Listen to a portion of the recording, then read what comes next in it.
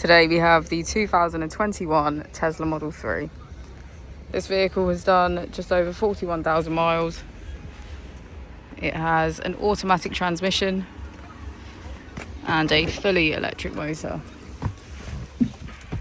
On our user interface, we're met with an overview of the vehicle.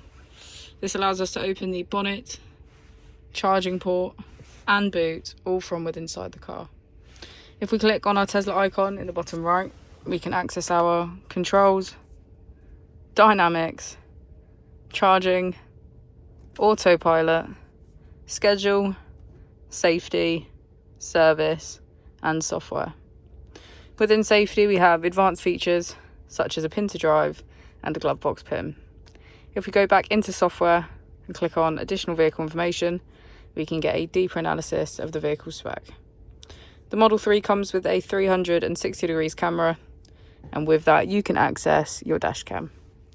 If we press here, we can access our climate control with heated seats on either side and our heated steering wheel. As we go into the back of the vehicle, we can see that it has a full leather black interior and get a good view of our panoramic roof.